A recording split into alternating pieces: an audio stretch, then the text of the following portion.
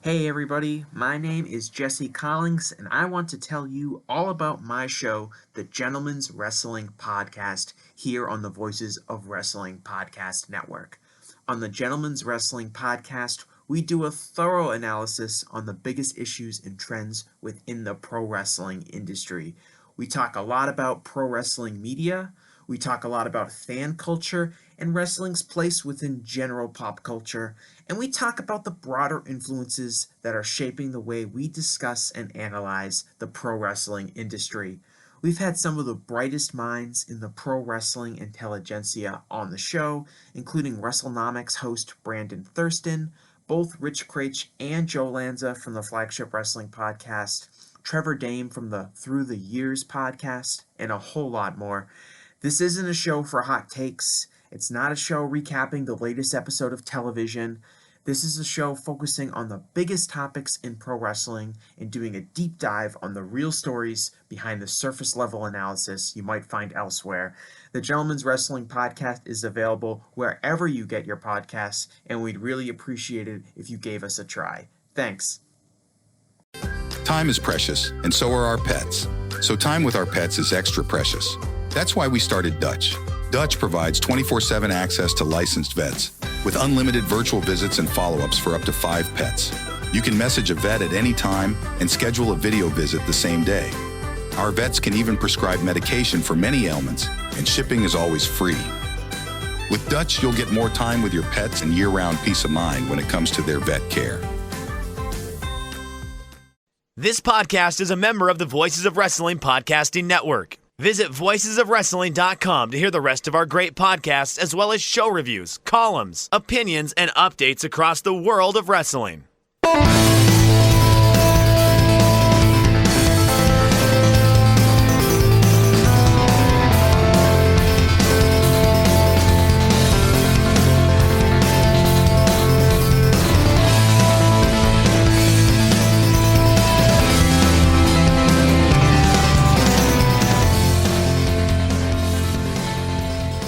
Hello everyone, and welcome to Music of the Mat Remix on the Voices of Wrestling Podcast Network. I am your host, Andrew Rich, joined again today by a returning guest. He is one of the hosts of the Super J-Cast and a good pal as well. It's Damon McDonald. Hello again, Damon. Hi, my stupid computer. A lot of technical issues with me today. Terrible. I feel like an old man.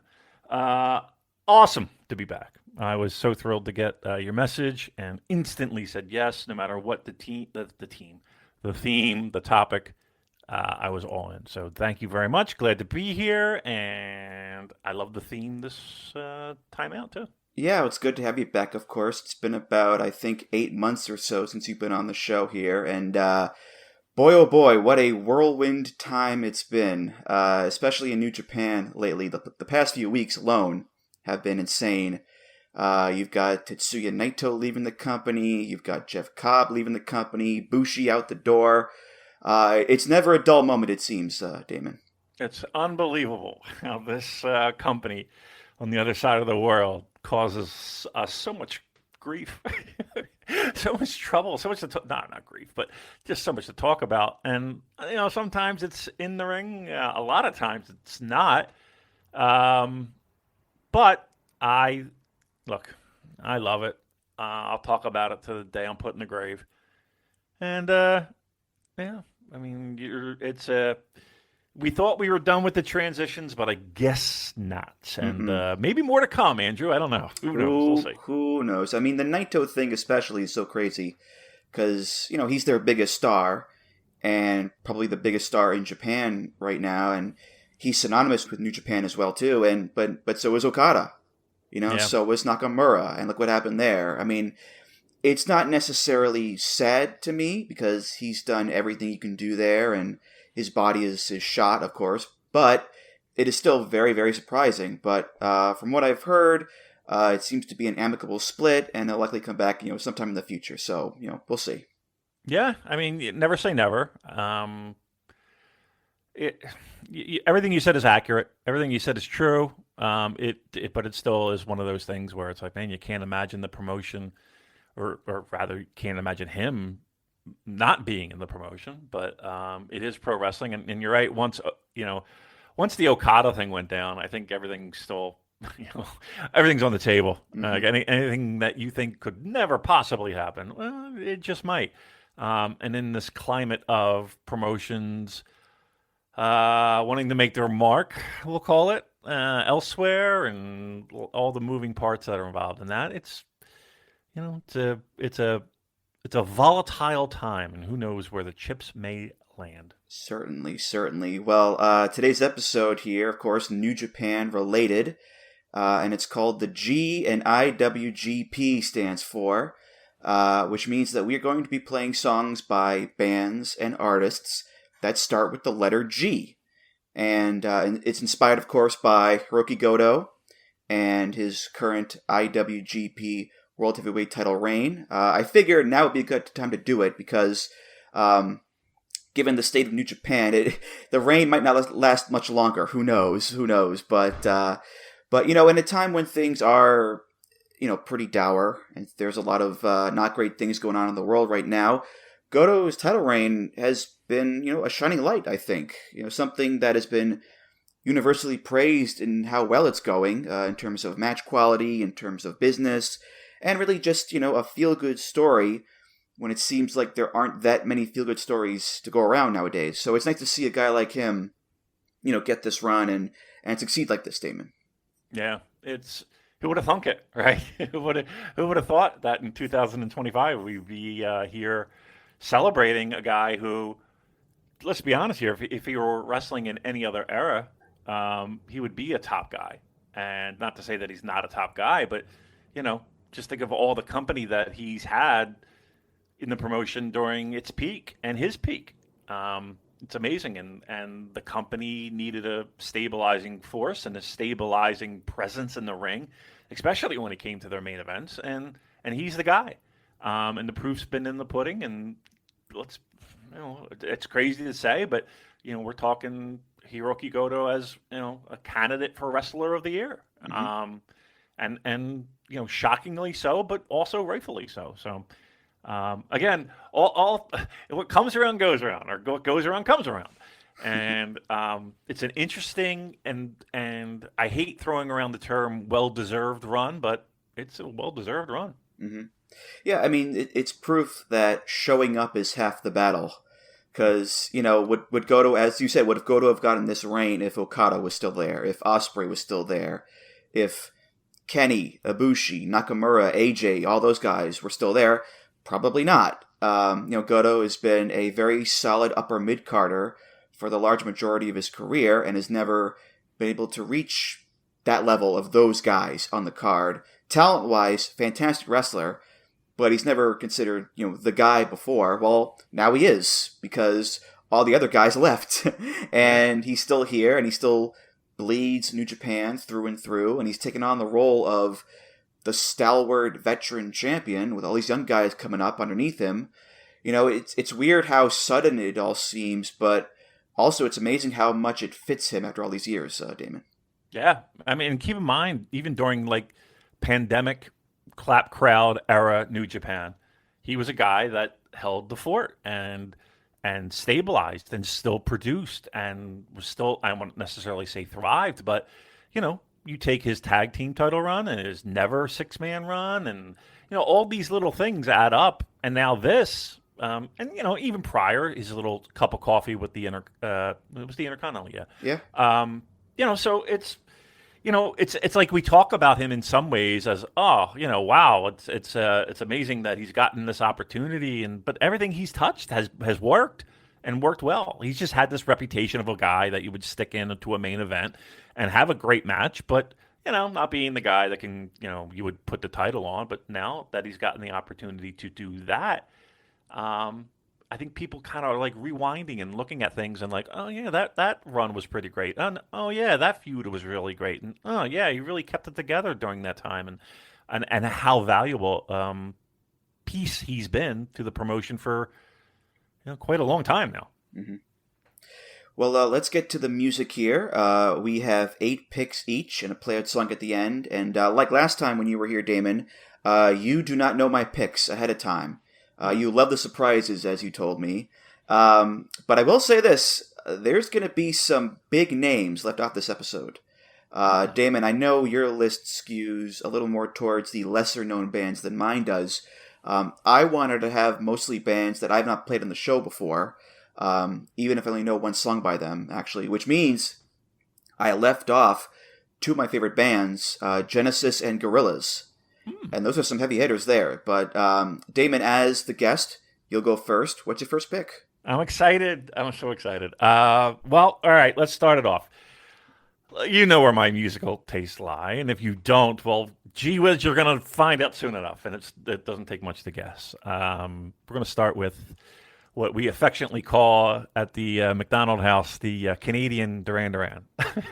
And they're known as Glass Tiger, and they were kind of, sort of had a couple hits in the 80s, and, they were riding that Duran Duran crest. So, labels were just trying to find, their version of it, their dollar store version. But even with that said, I think that album that this song comes from, A Thin Red Line, is kind of one of my favorites in the sense of, I don't listen to it all the time, but it's in the mix, I will say that. This is probably their biggest hit, and this is the song that they're most known for. It's called Don't Forget Me When I'm Gone, and it's Glass Tiger. If you could see what I see, broken hearts and broken dreams. Then I wake up and you're not there. Pain finds me everywhere. But you don't care. Don't forget me when I'm gone, or my heart will break. I have loved you for so long, it's all I can take.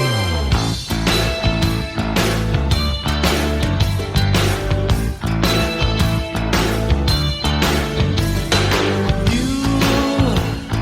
take my breath away. Oh, that bass line, Andrew. I have this year I made a New Year's resolution. I was like, I'm going to learn how to play the bass, and I bought one, and this is one of the first songs I can play front to back. So yes, just again 80s pure, kind of somewhat new wavy, poppy goodness from Glass Tiger. Yeah, spoiler alert, none of Damon's picks go past 1998. Is that right? Is that true? Yeah. Oh, yeah. no. I'm an old man. Oh, boy. Well, I think I've heard the name Glass Tiger before, but never listened to them. But it's a delightful 80s pop rock song, and I'm not surprised this was a big hit either, because the guy who produced the album and co-wrote the song is Jim Vallance, who is Bryan Adams' songwriting partner, and Bryan Adams is on this song at the very end. So there's a whole Canadian affair going on here, Damon. Yeah, they were like, along with the Tragically Hip, maybe, they were probably the most popular band. Oh, well, Rush is probably on that list too, let's be honest. They're probably in the top 5, maybe? I'd say Rush is bigger than Glass Tiger, yeah. So, yeah. But again, when you were in that world at that time, it was like, this is somebody I can hook onto as well, and they've been around for a million years, and I don't know, it's just something about that song and that album that just brings back the memories. Mm-hmm. All right, well, my first pick is Garbage, and the name of the band is Garbage, folks. Couldn't help it, I had to do that one, but no, I like Garbage. This is from their second album, version 2.0, and this song is called Special.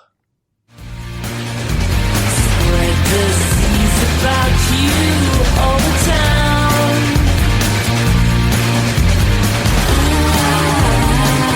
I used to adore you.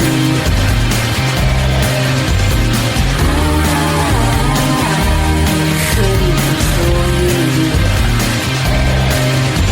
There was nothing that I wouldn't do.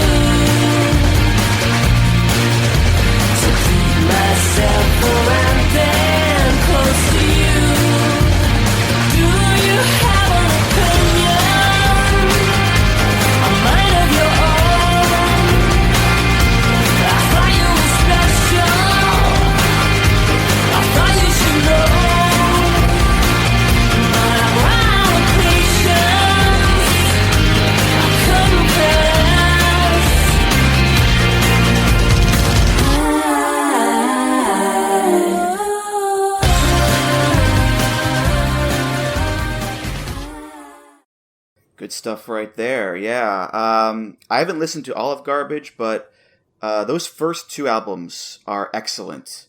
They hold up really well, and Special's a really good song. Very Pretenders-esque, I think, and there's always been that connection between Shirley Manson and Chrissie Hynde. Shirley is a big fan and friend of Chrissie's.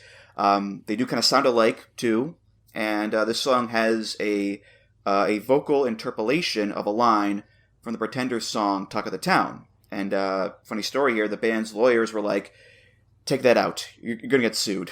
And then Shirley called Chrissie about it, and Chrissie was like, oh yeah, it's totally cool. Don't worry about it. And she let them keep it in for free with no credits or royalties. So yeah, just 2 super cool ladies right there, Damon, for sure.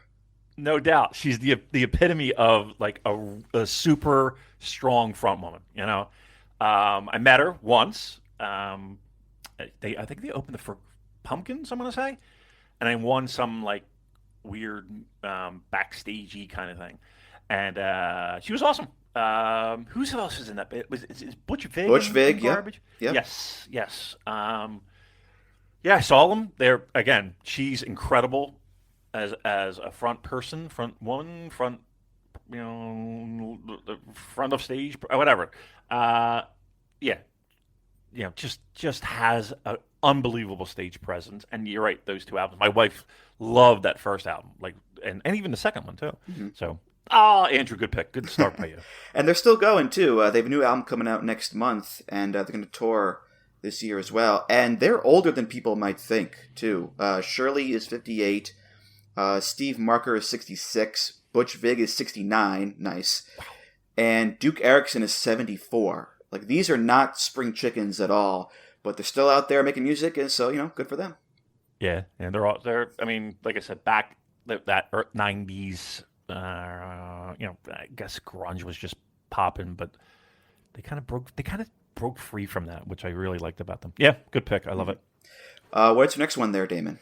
If we're going in order of the order that I sent you, which I believe we are, this is a band that. So one of my favorite bands is a band called Suede, right? And they were Britpop, but they were kind of a little different. They were a little glammy and a little Smiths and a little mix of everything. And I just was just like, what am I looking at? And once again, not to say that they're a dollar store version of Suede, but they did have that similar sound and kind of similar feel.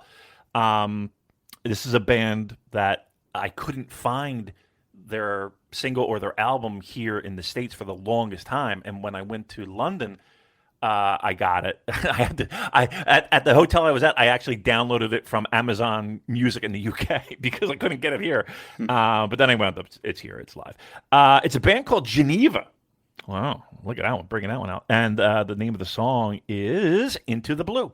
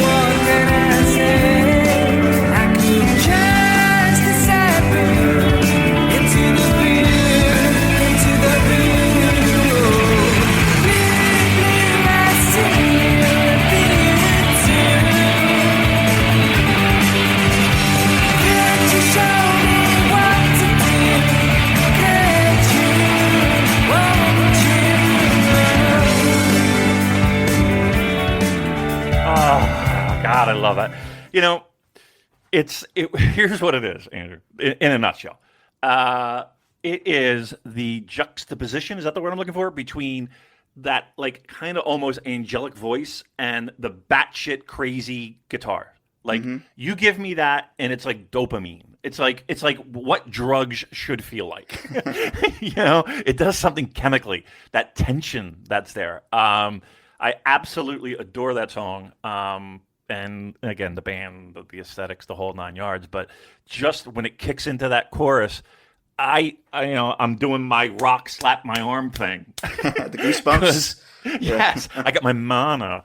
Yeah, it's unbelievable. It's one of those songs that does it to me every single time. Yeah, I had never heard of this band before, and I really liked it a lot, especially the vocals. Guy's name is Andrew Montgomery. He's the singer, and he's got a really good voice. And you're right, that pairing with that 90s alt rock sound works really well. So yeah, a big thumbs up for me for this one. Nice, I love it. I can't wait for your second pick. It's so exciting. Well, it's going to be a little ways back here. Some disco soul for us all to enjoy. This is a guy named George McCrae. Now, you might not know the name, but you might know the song. This is from 1974, and this song is called Rock Your Baby.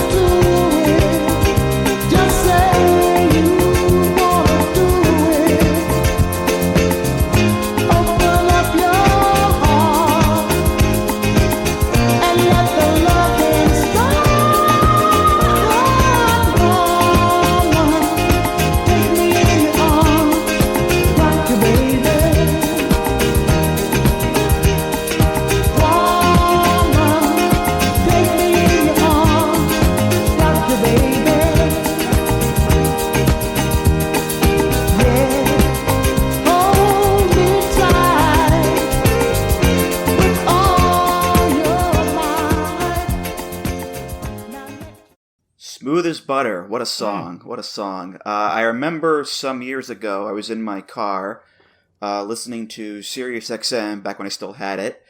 And I was on, I think it was 70s on 7, and this song came on, and I never heard it before.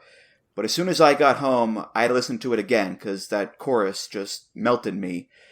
And this is George McCrae's only well-known song, really. It was written and produced by two of the guys from Casey and the Sunshine Band. Mm-hmm.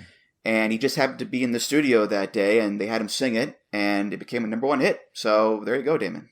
It's funny that you mentioned Casey and the Sunshine Band, because I'm thinking like that's the kind of thing I was doing.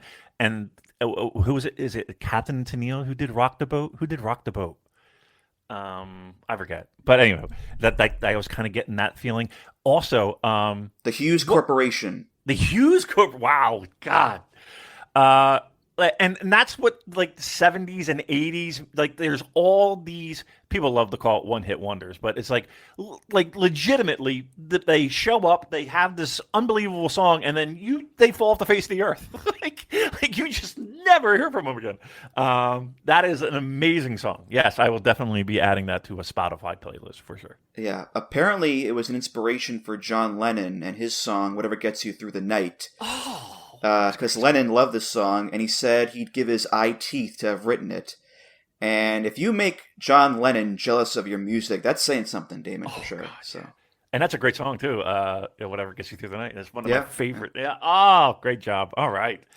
What you got next for your picks there, Damon? Wow. We're going to switch gears a little bit, that's for sure. A little bit more computer-y based industrially song. And the funny thing about this, and the band, way back in the day when I used to do the pro wrestling stuff, and we were on Raw, and we were backstage. We were like doing I think it was the night we did the Druid stuff, and on a lot of the New Jersey, New York, Philly independent shows from Dennis Carluzzo, Al Snow would work a lot of those, or used to work, and I think he still did like some spots for Dennis, and he would be on shows, and I don't know, he took a liking to us for some dumb reason, and we were talking to him back at Wells Fargo Center, and the guy, that he quote managed, Twiggy, had a hard case and a sticker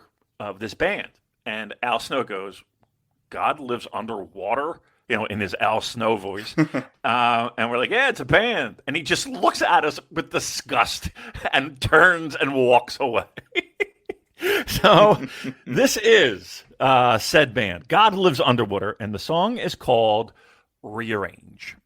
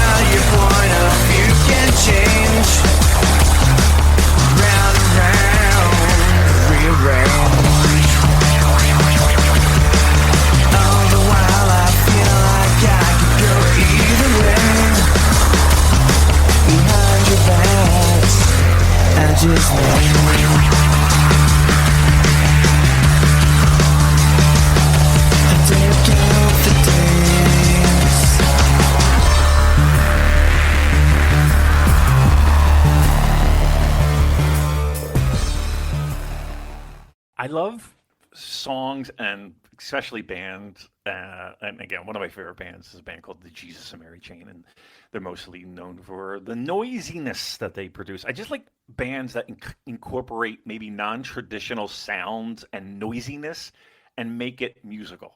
I find that to be so comforting to me. I don't know why, but and not only did we have that moment, Andrew, I believe, if I'm not mistaken, Al Snow met his wife at the time, or I don't know, hopefully they're still married, they're together at these Dennis Carluzzo shows. Bobcat, the valet, met her there as well. So there you go, little Al Snow for you. Well, I feel like I'm in the movie Hackers with that song. It's just, it's so 90s, and it's the kind of electronic music you don't hear at a rave, I don't think. It's not like crazy fun techno to make you dance. It's got a slower tempo and that murky industrial rock tone, all those it's not a very bright and happy song, which, again, very 90s, I think, for sure, Damon. Yeah, I mean, them and like Stabbing Westward, and of course, Nine Inch Nails, and bands of that ilk. It's not let's go, have a couple beers and smile. It's more like, let's mope in our room and pretend the world is terrible. Well, oftentimes on Wikipedia, they'll have like a little table that collects the various review scores that an album gets. And I had to laugh when I saw the one for this album. All Music, 4 stars. Collector's Guide to Heavy Metal, 0 out of 10. Entertainment Weekly, B+. Pitchfork, 3.2 out of 10. So a real mixed bag there. I know. Well, listen, the way I see it is if Pitchfork gives it a low score, it's probably right up my alley. For sure. Well, before I play my next song here, Damon, I have a little intro clip to play to set the scene, if you will. So let's hear this. KFSL, Fossil 103. Classic hits from ABBA to Zeppelin, Lead. We are winners and losers. Tell him! Mr. Simpson, sir! Can you please change the radio station? But this is Grand Funk Railroad. You guys back there know Grand Funk, right? Nobody knows the band Grand Funk? The wild, shirtless lyrics of Mark Farner? The bong-rattling bass of Mel Shocker? The competent drum work of Don Brewer? Oh, man! For more information on Grand Funk, consult your school library. Yes, this is Homer Simpson's favorite band, Grand Funk Railroad, off of the album We're an American Band. This song is called Walk Like a Man.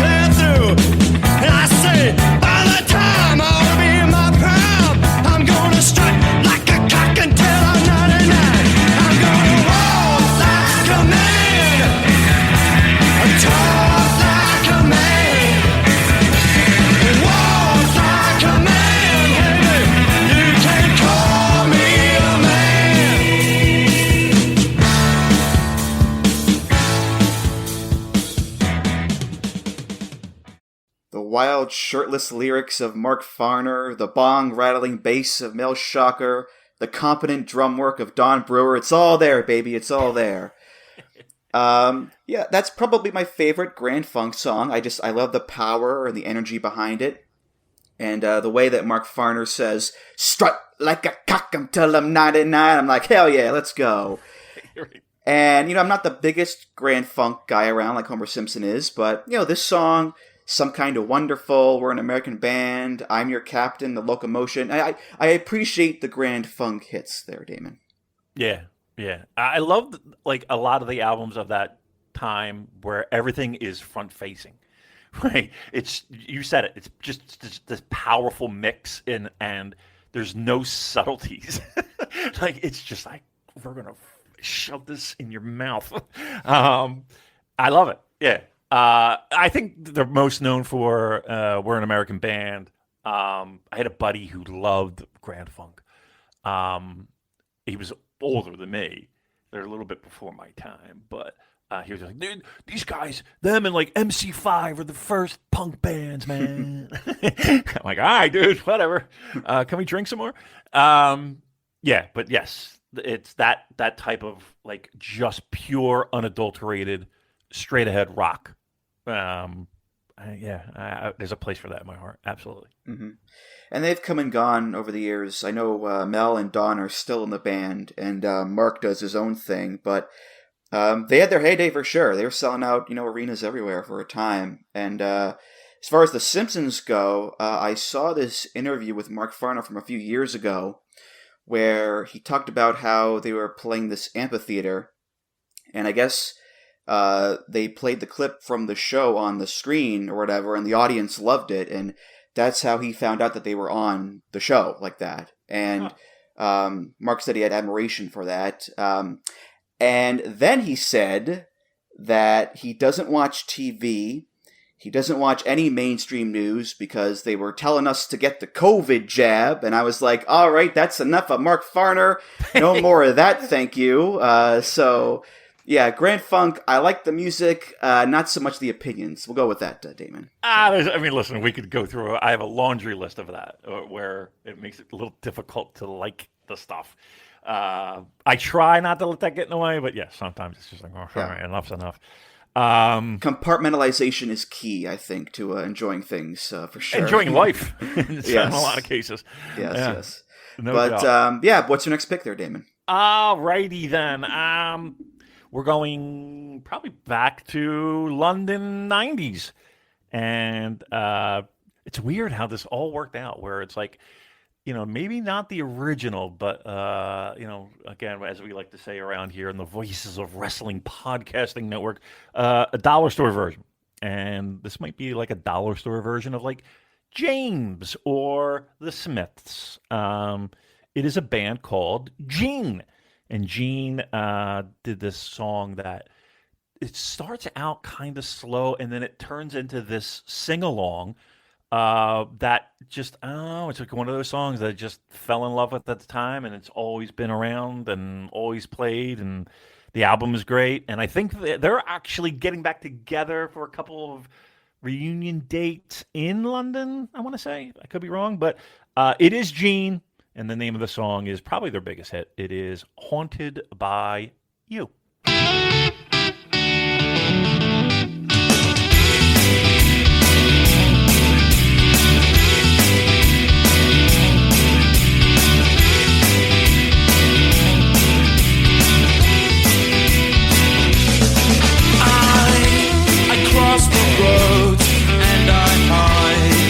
Just to avoid the times when you stood at my side, so battered by the tide, a wreck exposed at my door. My eyes, they cannot lie, so get up from the floor. For you, you've had your time, your chance is gone, you're not so strong, your tongue it cannot harm me now.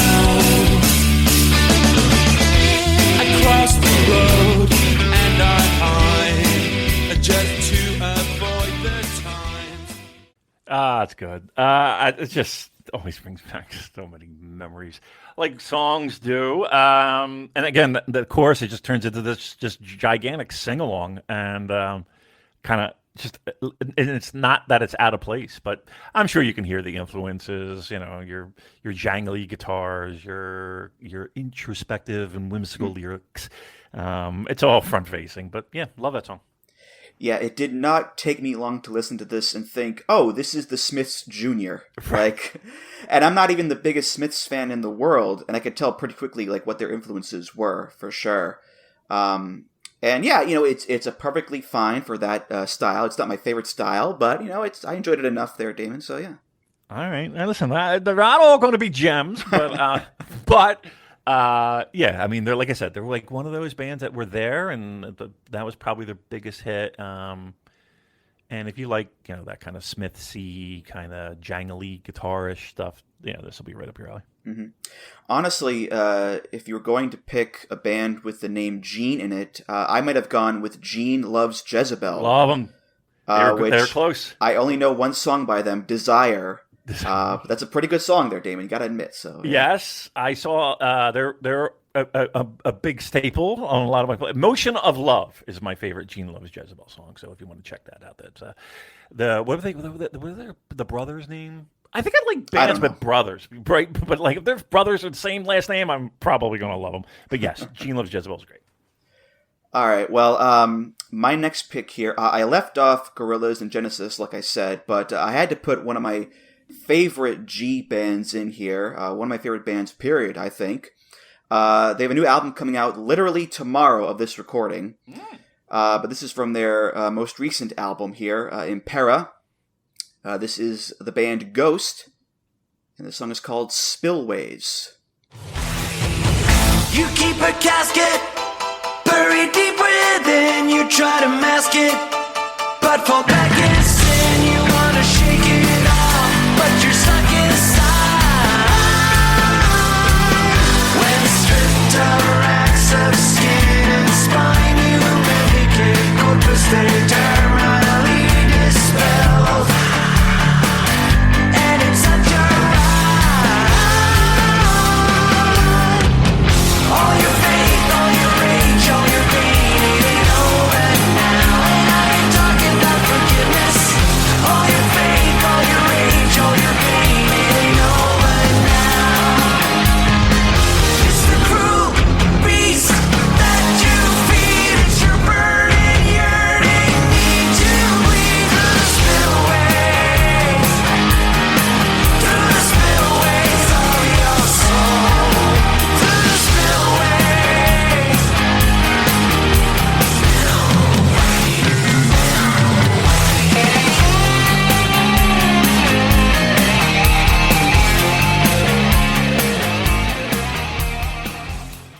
Yeah, it took a lot to not sing along to that song. Yeah, this album and this era of Ghost is them at their poppiest, as you can tell. The vocals, the harmonies, the riffs, the hooks, the keyboards. It's satanic glam metal ABBA, basically. Thank you.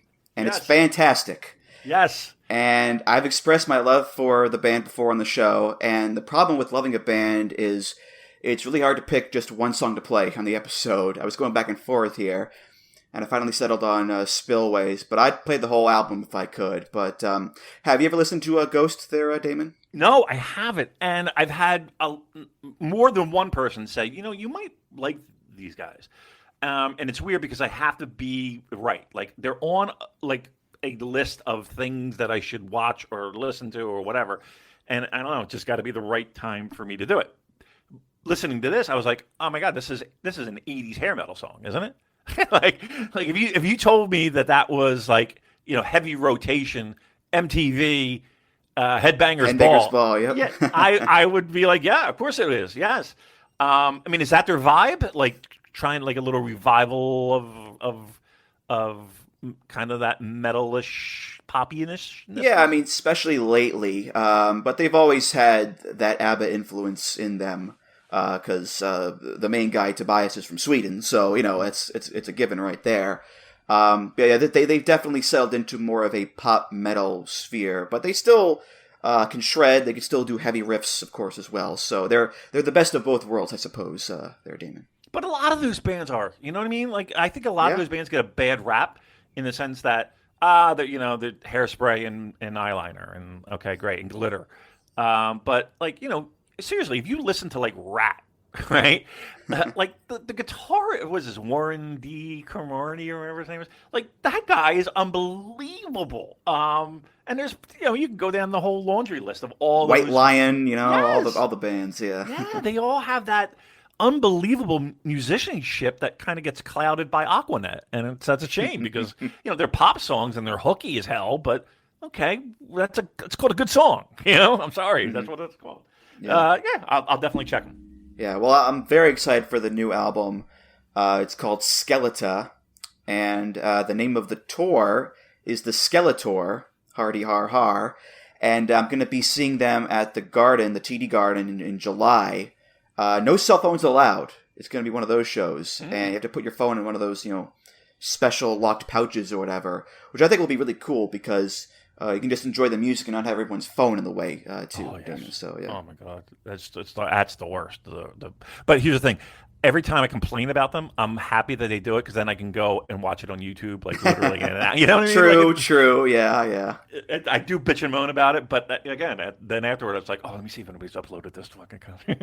We're all hypocrites in our own way, for sure. Yeah, but all right. What's your next pick there, Damon? All right. So in every relationship, Andrew, there is always the discussion that comes about of who would I get a free pass from, right? And it's throughout the years there have been many conversations that has occurred, but the one constant and the one consistent person on that list for me is Belinda Carlisle. There is a subtleness and a sexiness and I don't know what it is, but she could, cook eggs, and I'd be like, "Oh, you're so great." And again, I love her in the Go-Go's, so of course we got to go Go-Go's, right? And this song is it's my favorite Go-Go song, and I think this is when the band was at their most troubled and probably the most they didn't get along a lot, but yet they were still able to churn out some pretty cool poppy hits and. The bass line on this, once again, is killer. So it is the Go-Go's. Again, of course, always fronted by the great Belinda Carlisle.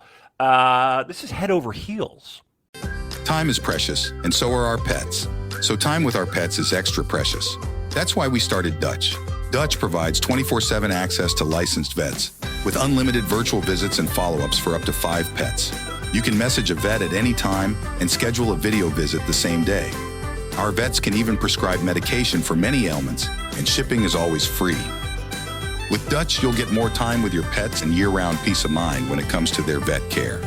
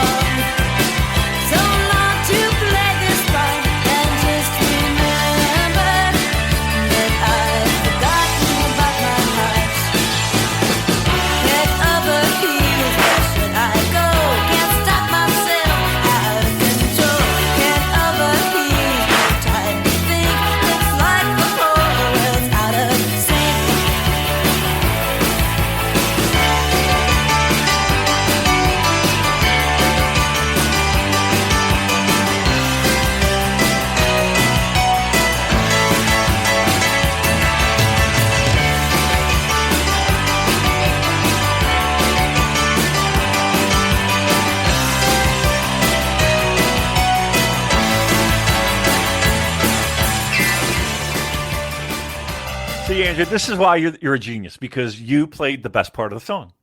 You played that breakdown, that dun dun dun dun dun dun. That is so great. There's a video of her performing the song solo at the Ritz. It's in Los Angeles. It's like 1986. It's Andy Taylor of Duran Duran on guitar. He just left Duran Duran, so he's just picking up gigs where he can, and he's in L.A. She's in the sundress. She's got the bob haircut. She's barefoot, sexy as all get out. I swear to God, I watched this thing. This thing probably has like 5,000 views, and I'm 4,999 views. It is so great. So if you want to check a live version of that, it is great. But yes, excellent job by you. Yeah, it's a classic for sure. I mean, like all the other Go-Go's hits, just a fantastic, catchy pop rock new wave song that's still played everywhere today. Which is crazy because they started it out as a punk band in the LA punk scene with like X and Fear and all those bands. But then they transform into this, mainstream poppy band. I mean, the cover of this album, Talk Show, some of those haircuts and those outfits are like yuppie chic to the max. It's wild, Damon. It is. It's not her best look, actually, on that particular album cover. But yeah. And it's weird because it's like, obviously they're known for Our Lips Are Sealed. That was written by Terry Hall of Funboy 3 and the Specials and all that, because he was dating Jane Wildlin, the guitar player, and they both recorded the song at the same time, but different takes of it, which I always thought was very, very wild and very weird. But yes, one of my favorite bands, and I saw them live as well. And they always put on a good show. And again, Belinda Carlisle, you have my heart. Well, look, if I'm being honest here, Damon, I've always been a Bangles guy more than a Go-Go's guy. I just like their songs more. Now, is it because Susanna Hoffs is one of the most beautiful women I've ever seen, and I still have a massive crush on her? Possibly yes. But I think if the Go-Go's are in the Rock and Roll Hall of Fame, then the Bangles should be too, Damon. Okay, I don't have any objections to that. And yeah, Susanna Hoffs is to this. Have you seen her recently? She holds up amazingly. Jay Roach is a lucky man, for sure. Yes, she's amazing. I have a buddy who drove her from the airport to the Tower Theater. He was lucky enough to do that and said she was a sweetheart and very nice. I'm very envious of that. Damn right. All right, well, I'm going to take a sharp left turn here. My next pick, this is a band from Brooklyn, New York, and it's a band called Gangsta Grass. They're a bluegrass hip-hop band. What? And this song is from their album Lightning on the Strings, Thunder on the Mic, and it features a rapper named Tones, Tone-Z. And I'll explain why I picked it when I play it, but this song is called Long Hard Times to Come. On this lonely road, trying to make it home, doing it by my lonesome, pissed off, who won't some? I'm fighting for my soul, God, get at your boy. You try to go God, fall back, I go hard. On this lonely road, trying to make it home, doing it by my lonesome, pissed off, who won't some? I see them long hard times to come. My life is ill, son, prepared to kill, son. A paradox of pain, baby, is real, son. Lonely traveler, ain't trying to bow you up, but if you're feeling tough, dog, I walk up all challenges. Ain't got no family, you see this one to me. Might lose your post standing 2 feet in front of me. I'm pissed at the world, but I ain't looking for trouble. I might crack a grin, I ain't looking to hug you.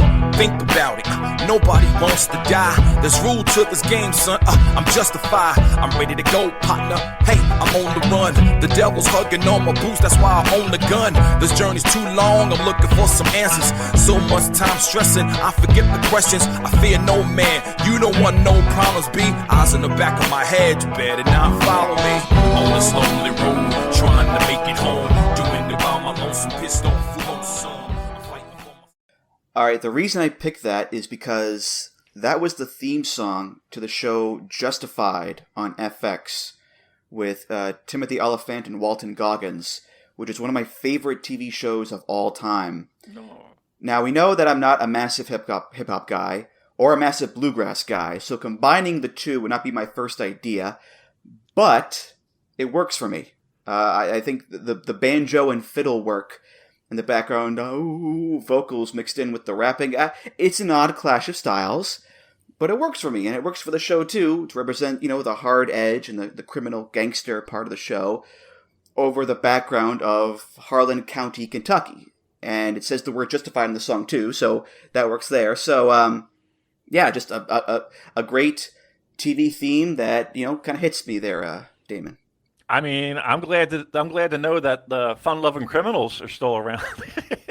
That's what it reminds you. Do you know the band Fun-Loving Criminals? I do not. No. All right. So when we're done, all that I ask is Fun-Loving Criminals. I believe it's called. I forget. You'll know it. It's because it's. I swear to God, I was like, it's the fucking Fun-Loving Criminals.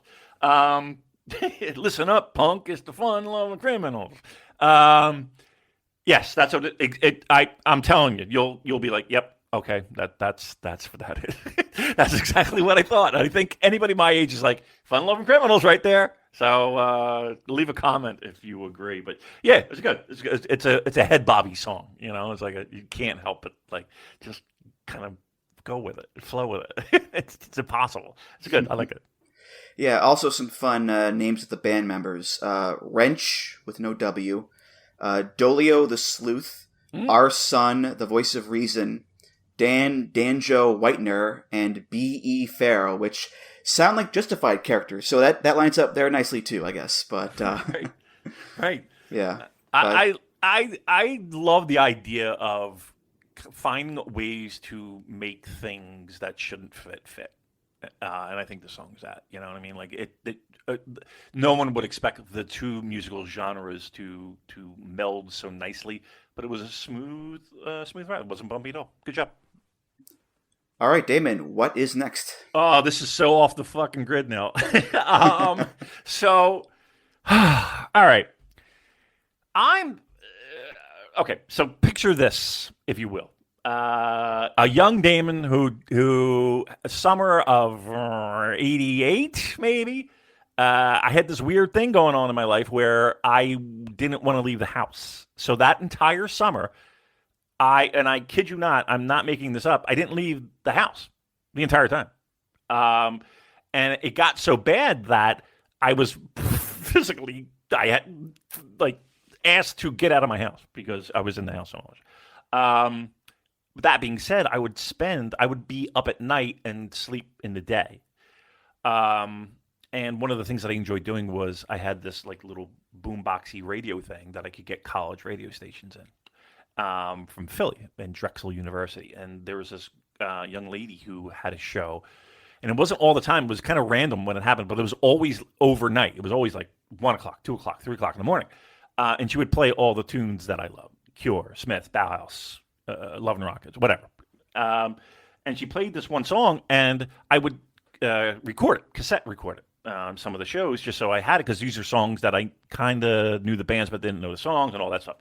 And she played the song, and you know how they'll do a set and then they'll go over who that was New Order with blah blah blah, and then the Smiths after that was blah blah blah, and then she kind of skipped over a couple of them, and for a long time I had no idea who this was. I had no idea what the name of the song was. I couldn't find it. I couldn't buy it because I didn't know. And none of my dopey friends would have known any of this, right? So I'm I'm on an island with my poorly made cassette tape that I had for years until finally, by the good nature of Napster of all things, I kind of got into this rabbit hole, and somebody had a compilation, and this song was on it, and I almost went into tears because I was like, "Oh my God!" It took me right back to my bed, the radio, my room. Everything. It was everything. It was like I just got transported in a time machine. A lot of use of a fretless bass here, being that we're on a bass kick here. And it might be not for everyone's tastes, but it's a name that you know. And you know him mostly by the song Cars. It's Gary Newman.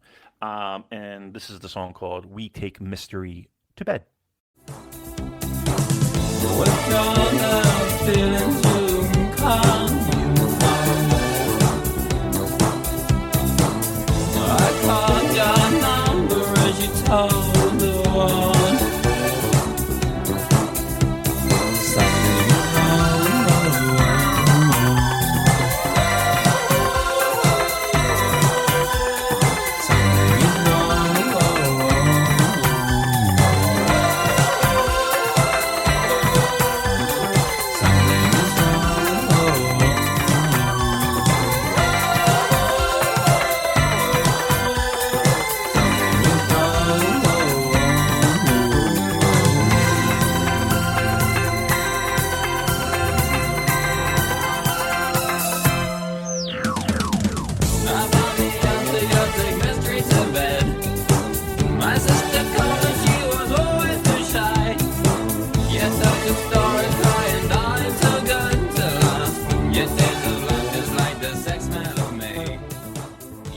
So they have that bass, that Japan, the band Japan, esque new romantic-y fretless bass. And I was just like, oh my God, that is a sound that I've never heard before in my entire life. And Gary Newman was one of those guys that were just like kind of pushing the envelope back then, because, you would, what was in heavy rotation back then, Kool and the Gang and, Phil Collins and no offense to Phil Collins, or Kool and the Gang, but you know what I mean? Like you just didn't hear this, and you saw him and he was like a half robot, and you didn't know what you were getting. As a kid, you're just like, what am I looking at? This is unbelievable. And doing songs that are cold yet melodic. And that's kind of like a theme for me. Like, I love the I guess the mechanicalness of it, and yet the heartfeltness of it. And that's like if a robot had a soul, right? That's Gary Newman. Well, I'm pretty sure Gary Newman saw David Bowie be this weird British man embracing funk music and was like, I can do that too. Because, it's similarly, it's a great clash between funky and weird. It's got that nice grooving bass line and the synths and the waka waka guitar. And it's also got lines like, my sister Coma, she was always too shy. And I looked at you mistaking needles for eyes. Right. So, yes, a bit strange, but the song is a jam, Damon, for sure. I'm glad you like it. Yeah, like I said, imagine having that splinter in your head of a song that you have no idea what the name of it is. You have no idea. I've been there. Before Shazam, what a great tool Shazam is, by the way. It drives you nuts because nobody's going to help you and nobody's going to do it. And then, thank God for the internet, and thank God for like forums, and thank God for Napster, and thank God for Shazam and stuff like that, where it's like everything's at your fingertips. Like kids don't know the struggle, man. Yeah. Well, Gary Newman, he's still going too. Yes. In his late 60s, a very prolific artist. Like you said, most people pretty much only know Cars, or maybe Our Friends Electric from the Tubeway Army years. But he's got like 20 albums up to 2021, and he's a very important figure when it comes to, electronic music and new wave and all that sort of stuff. So yeah, a tip of the cap to Gary Newman there, Damon. Awesome. Yeah, I love him. I mean, every band that is even remotely electronic has to be influenced by him, and he'll make comebacks when bands reference him. Nine Inch Nails helped him tremendously, and then he got a big boost, and Depeche Mode and gets a big boost. So, yeah, he's one of those. I feel like a true innovator and a true pioneer when it comes to electronic music. And again, your mileage may vary, but you're exactly right. He looked at David Bowie and said, I might be able to do that with a little bit more bleeps and bloops. Well, I'm going to stay on the electronica train here.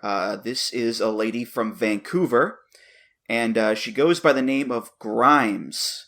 Nice. Now, I can't speak for her choice of romantic partner, given that she has 3 kids with Elon Musk, but I do enjoy her music a lot. So this is from her most recent album, Misanthropocene. So let's hear Grimes with Violence.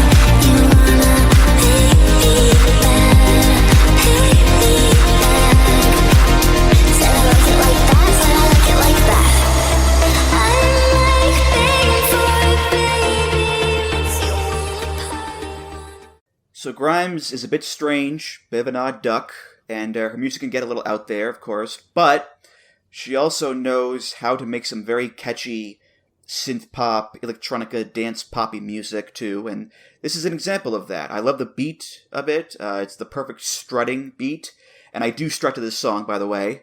And her voice is quite catching as well. It can be angelic and dreamlike one moment. It can be screamy and chaotic the next, depending on the song. But yeah, I really dig a lot of her stuff. This album and the one before it especially, Art Angels, are two really good albums. So yeah, Grimes, so Damon. Yes, Grimes. that was so good.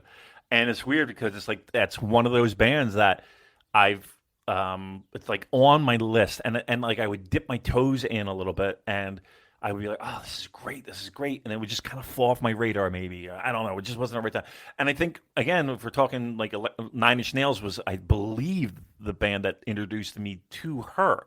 So yeah, very like a modern take on older electronic music, if that makes any sense, right? Just the structure of the songs, and yeah, her voice is that it kind of floats between childlike and angelic-like, and but still has a lot of sandpaper in it. Like I really dig that. That was a great pick. Mm-hmm.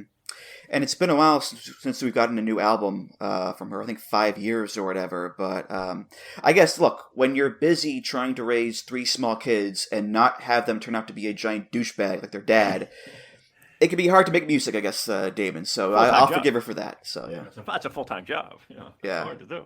Yeah. But yeah, Grimes, my pick there. Damon, what's your second to last pick here? Second, that's so sad it's ending, but I had to go with a pretty established name, but I went older because back in the day, I really loved them. And this is probably before their most popular album, and I hate to be that guy, but there is something to be said about great pop punk, just, California skate, that vibe. And I love this song, and it's because it's one, basic in form, but it's hooky as hell. And I love the little line of, here we go again, infatuation catches me, and just when I thought, there is something about that I really hits me in the gut. Love it. It's Green Day, kids. And I believe it's their first EP. And it's a song called Going to Pasadena, California, I guess it is. It's Green Day, kids. Here we go again, infatuation touches me just when I thought that it would end. Oh, but then again, it seems much more than that, but I'm not sure exactly what you're thinking. Well, I concentrate on life, thinking of your ways of affection, but you find that it's not different at all. Well, I throw away my past mistakes and contemplate my future. That's what I'm saying. One day, walking out for heaven, and doing that together, and in here we run away. Forward, I'll be for nasty weather, but I'll take whatever you can get that comes my way. Yeah, forward.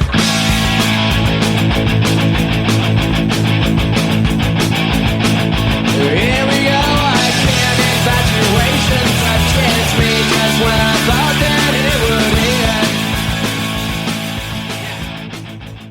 end. I love it.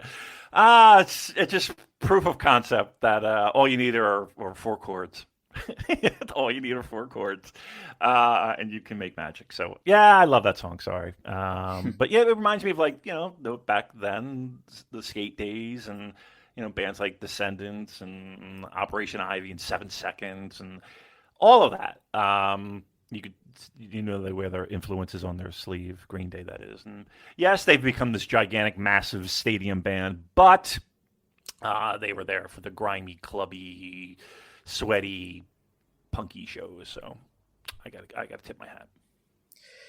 Yeah, I have never heard anything on those first two Green Day albums. To me, the band's output starts with Dookie and goes from there. And to be honest, I had never really had an interest in, 39 Smooth or Kerplunk, because I kind of assumed that they would be less pop punk and more like thrashy punk and hardcore punk, I guess. And I'm someone who unabashedly prefers the mainstream stuff. I like the hits on Dookie. I like American Idiot, all the hits on there, and Good Riddance and Know Your Enemy and all those songs. But then I listened to this, and it was still pretty accessible and had that catchy hook in there. So looks like my assumptions were, wrong there, Damon. Well, I think that at the core, that's who they are. And if you go look on YouTube, if you're so inclined, they do like this little performance when they're still in high school, and they're performing in like the courtyard of their school. And kids are just kind of looking at them, and some of them are just minding their own business and doing their own thing. But it's just amazing to hear that song performed by a bunch of high school kids that later turned into Green Day. Like that's the dream. Like that's every high school boy who picks up a guitar's dream, is to be there and then get in that time machine and go sell out, Yankee Stadium. Mm-hmm. Yeah, I mean, they just headlined Coachella the other day too. So, and that first album came out in 1990, and 35 years later, they are still a massive, massive deal, which is no small feat, and they got pretty great reviews too for that performance. So, yeah, they're not, as old as the people in Garbage are, but, they're in their early 50s, and to still be, going strong after all these years is commendable, Damon. Oh my God, I'm going to shed a tear. Early 50s. What happened? Where did the time go? All right. Well, my second to last pick here, Damon, is another George. This is George Michael. Oh! And I went with my favorite George Michael song. It's from his 1990 album, Listen Without Prejudice, Volume 1. And this is the big, big hit, Freedom 90.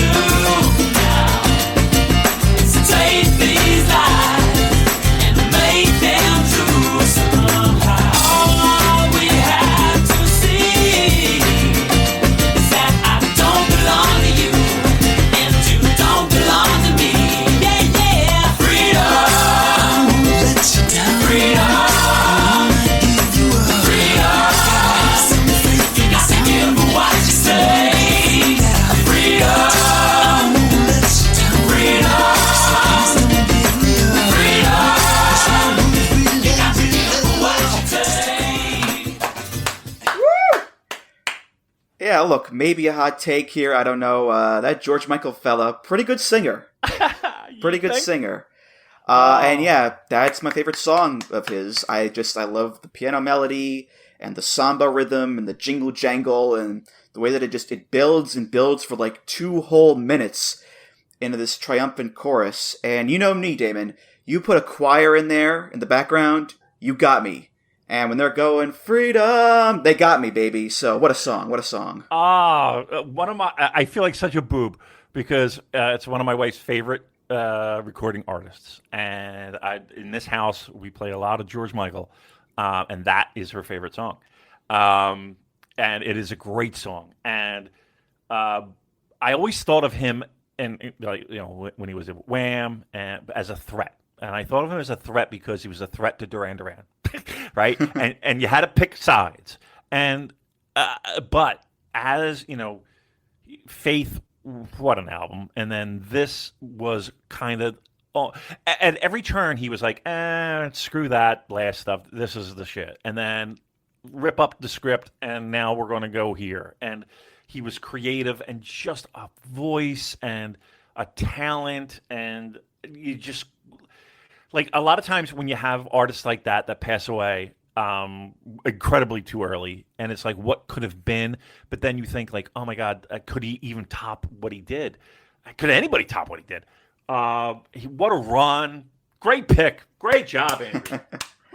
Yeah, well, you were mentioning there, blowing up the script there, a pretty famous music video for this song, too, because it's directed by David Fincher, and George Michael isn't in it. The models are in it. Cindy Crawford's in it, Naomi Campbell's in it. He's not.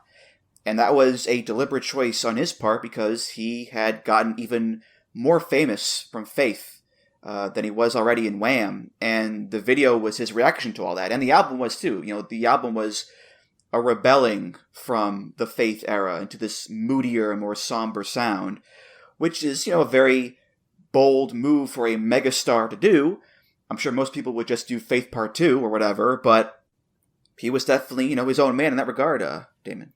Just, again, an incredible talent, not afraid to change things up when he didn't have to, really. And you just think back of, like, what he started at as he had again, when you think of Wham, you think of Wake Me Up Before You Go and Careless Whisper and then the transition to Faith and then just good pick. I feel like, again, if I tell my wife that I didn't pick George Michael but yet it was still on the show, I saved the day. You did. You absolutely did. All right. Last pick there, Damon. What you got? Oh, it sucks that it's the last one, but here we go. Think back to me as a young child, and you would have, like, I don't know if you did or not, but if you're involved in, like, the town sports, the little league or the youth football or whatever the case may be, you would always have, like, these little socials for fundraising and stuff like that. And I just remember, like, my town was pretty notorious for being incredibly racist, Andrew. I don't know if you're familiar with Gloucester City, New Jersey. Incredibly racist. And it's funny because my first taste of this song was at one of those socials where you had your typical kind of trashy Irish-American, lower middle class gentleman who wouldn't dare be caught on a dance floor dancing to, say, Michael Jackson, or dancing to, say, I don't know, Kool and the Gang again. Sorry, Kool and the Gang. But when this song came on, all those hardened, tough guy, they were out there. And the women were out there as well.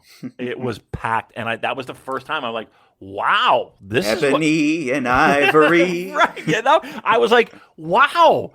One, I've never heard anything like this, and two, I guess this gets people going. So this is your roller skating jam of the night. This is your get out your uncle and get out your aunt on the dance floor song, and I dare you not to. It is the Gap Band, and it's You Dropped the Bomb on Me.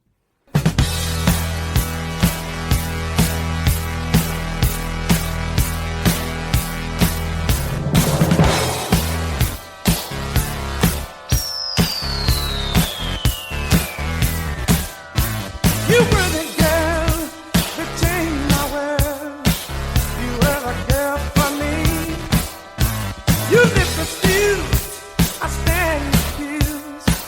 You were the first for me, but you turned me out. You dropped the bomb on me, baby. You dropped the bomb on me, but you turned me on. You dropped the bomb on me, baby. You dropped the bomb on me. You were my thrills, you were my pills. You dropped the bomb on me. You turned me out, you turned me on. You turned me loose, then you turned me wrong. You dropped the bomb on me, baby. You dropped the bomb on me. But you turned me out. You dropped the bomb on me, baby. You dropped the bomb on me. And the lesson there, Andrew, is this. You can be as loud as you want with your guitars, and you could be as angry and what have you. You want some ladies to react? You need a little funk. You need a little funk. And that was a wake-up call for young Damon. So, that is, to me, the jam. Yeah, if you're not shaking your rump to this song, there's something wrong with you, really, because this is an all-timer of a funk song. And it's kind of the only Gap Band song that I know, but it's a damn classic, and there's a wrestling connection, too, because this was used in a music video for the Fabulous Ones, Stan Lane and Steve Kieran, back in the day, which is incredible. People should watch it on YouTube. The Gap Band, I believe it's a trio of brothers, the Wilson brothers, Charlie, Robert, and Ronnie, and Charlie is the only one still with us. In fact, I just saw him on John Mulaney's talk show on Netflix. He came out during a bit to sing America the Beautiful for this, weird little bit that he did. But, again, a classic song for sure, Damon. Yeah, I mean, seriously, I defy anyone. You could put that on now. I mean, you might have, again, every aunt and uncle that you know hit the dance floor first, but it's impossible not to. It's just one of those songs that's just like, and here's the thing too, you're sad, you're depressed, you got a lot going on in your life. Let me suggest put that on, give that a listen, and you're going to be in a good mood. It might be temporary. You're going to be in a good mood. Well, not to be a downer, but this song actually has a connection of sorts to two different horrific tragedies in American history. Oh, God. Because after 9/11, this is one of the songs that was on that famous list. Oh, that's right. That Clear Channel sent to radio stations to say, like, hey, maybe don't play this right now. Right. And it's got, like, Jump by Van Halen, it's got Highway to Hell and Knocking on Heaven's Door. And this song is on there, too, because, you dropped a bomb on me. Right. And the other thing is, and this is a much looser connection, people thought that, apparently, they thought that this was inspired by the Tulsa Race Massacre in 1921. They're from Tulsa, right? They're from Tulsa, yeah. Which, for those that may not know, the Black Wall Street Massacre, people were dropping firebombs on people and businesses and homes. And the Gap Band is from Tulsa, and a few years ago, Charlie Wilson was like, there's no connection, but thank you for bringing attention to the massacre itself. So, there you go. That's my research there, Damon. So no, I didn't know that, but that's interesting. There's so many like sexual innuendos and drug innuendos in that song. It's like, all right, well, there might be a little stretch, but okay, I'll go with it. All right, wrap it up, man. You got the last say. I can't wait. Let's go. All right. Well, I've saved my cheekiest pick for last. Because I may not have picked Genesis, but I did pick a band with a member of Genesis in it. Steve Hackett, the guitar player. There's also a member of Yes in there, Steve Howe, also the guitar player. And the name of this band has ties to Hirooki Goto, because the name of this band is GTR. Oh!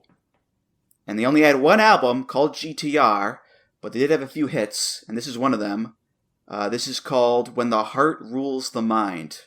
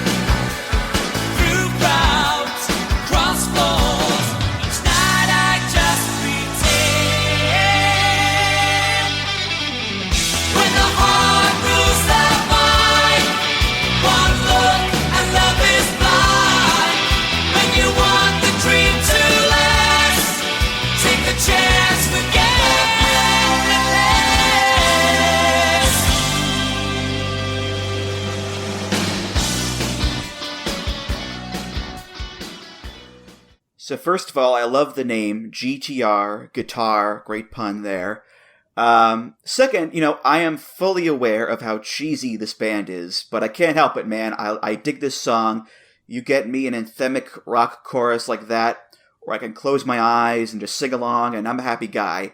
And, the band itself collapsed pretty quickly because of money issues and manager issues and bandmate issues and whatnot.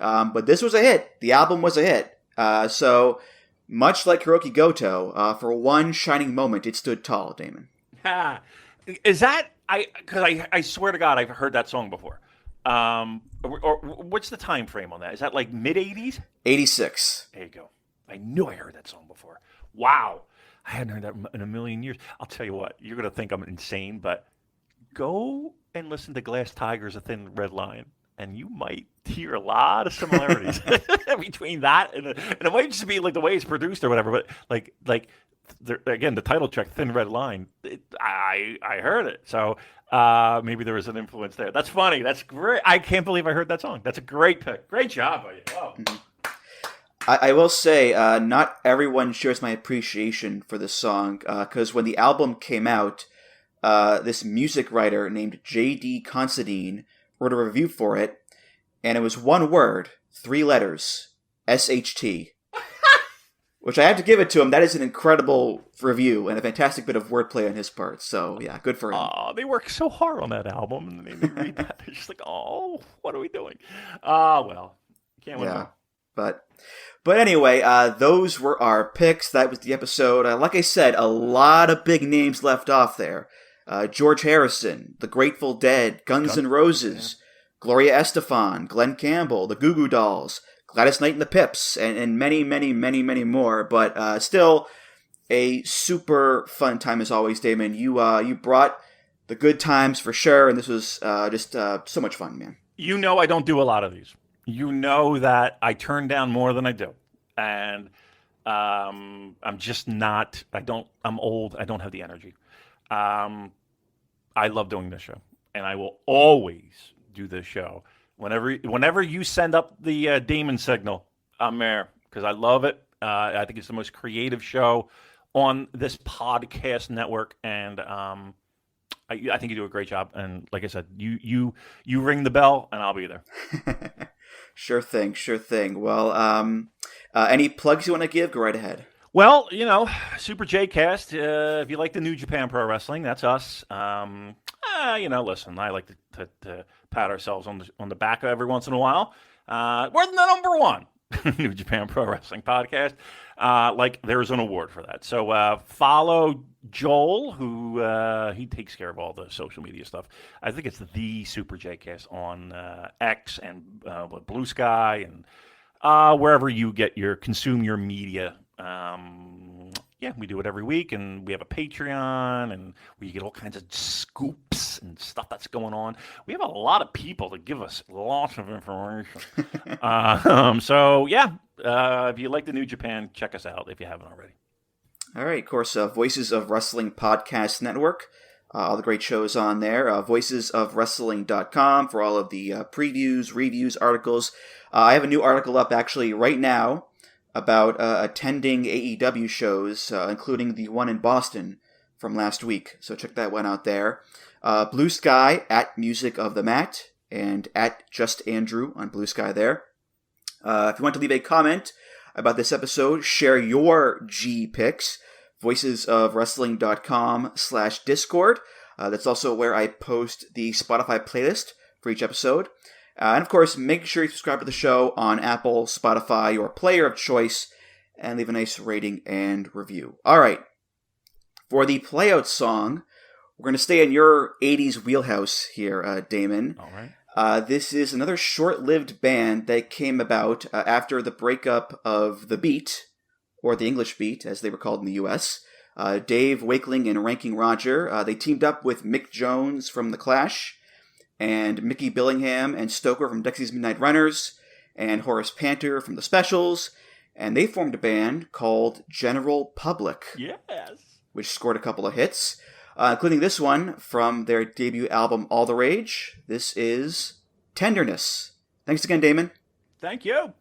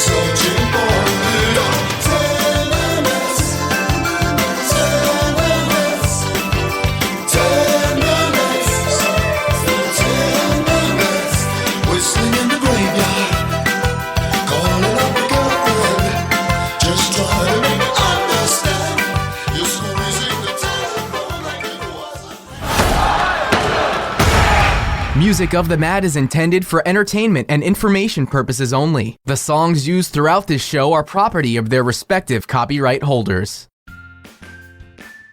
Hi, I'm Andrew Rich, and if you're like me, you look at the state of modern wrestling discourse and think, wow, what a cesspool. That's why I'm here to tell you about Music of the Mat Remix. That's right, your favorite wrestling music podcast is back with a new format, where I bring on a guest and we play songs related to wrestling-themed topics. It could be a wrestling reference, a wrestling concept, a wrestling pun, things of that nature.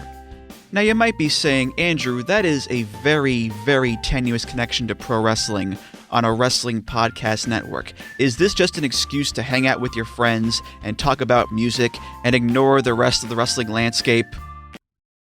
Yes. Yes, it is. So listen to Music of the Mat Remix on the Voices of Wrestling Podcast Network, available on Apple, Spotify, or your podcast player of choice.